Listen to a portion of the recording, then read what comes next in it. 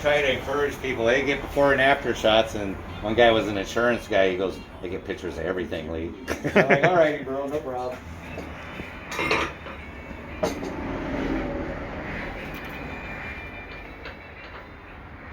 It wouldn't take me very long to knock it out once I got going on it. It's just that right now I'm kind of committed to some other things.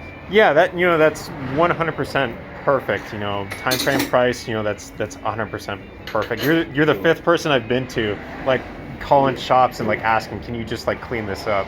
Oh no shit. Yeah. Like what kind of other shops? Like polishing shops too, or something? I've called a bunch of. I'm from Seaside, so in Sand City we have a bunch of like auto parts and a handful of people who do custom metal works and stuff. So I've been to like 4 different shops there, and they're like, no, try blah blah blah.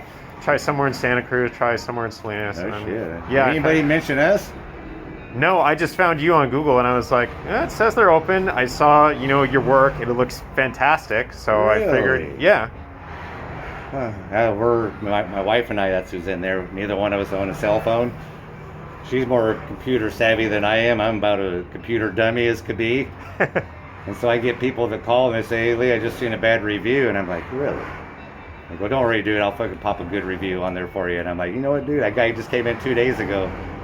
He goes, aren't you worried about reviews?" And that's how we got the conversation going. I'm like, he goes, "You probably don't even care." I go, dude, I could give a fuck.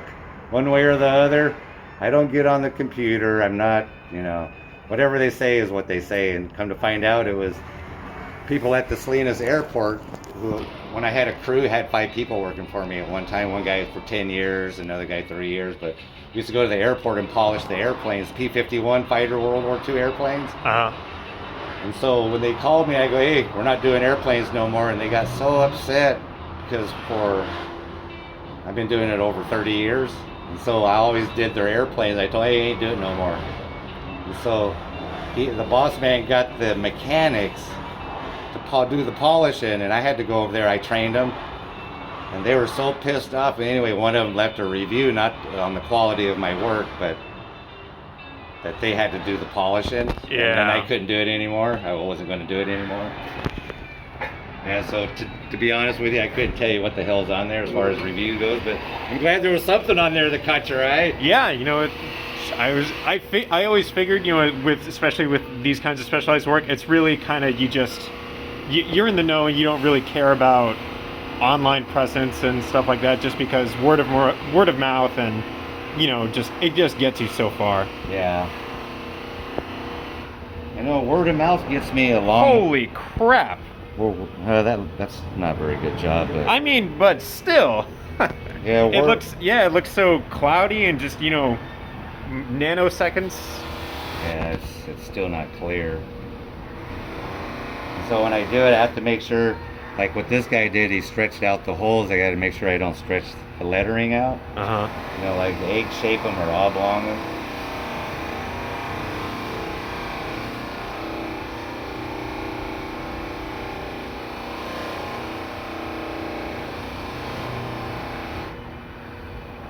See, it's how it's getting better and better. Yeah, that's amazing. That's exactly what I'm looking for. Yeah, that doesn't look very good.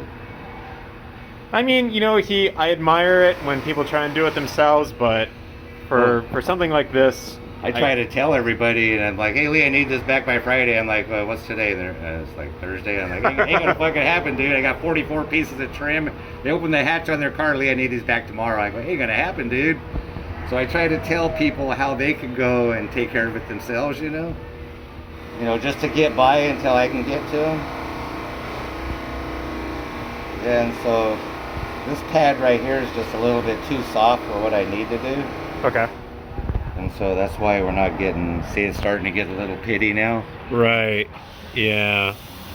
And so I need to use a little more aggressive pad, but in the end it gets finished off with like this pad, and that's like a super soft one. You can feel how soft that is. It's like cotton. But in the end, the whole thing will be finished with that. But yeah, that's perfect. And you can see it's getting all pitty. Yeah. And so what happens is it wasn't prepped before I polished it with a soft pad, and the grain of the metal, you can see over here, you can see there's lines. is pitting in the aluminum. Right. So what happens is those lines roll over and they form a pit. But if I keep on buffing, then the pits will come out. Okay. And so what I have to do is I have to be careful that I don't take that line out by trying to get the pits out. So I have to find a happy medium in there. But yeah, no problem. Yeah, I'll have it ready for you Tuesday. Yeah, that's beautiful. I'm super stoked to hear that. Getting there. Yeah, you can see them pits in there. In fact, there's one right here on the top right there. Yeah. Yeah, I can see that one.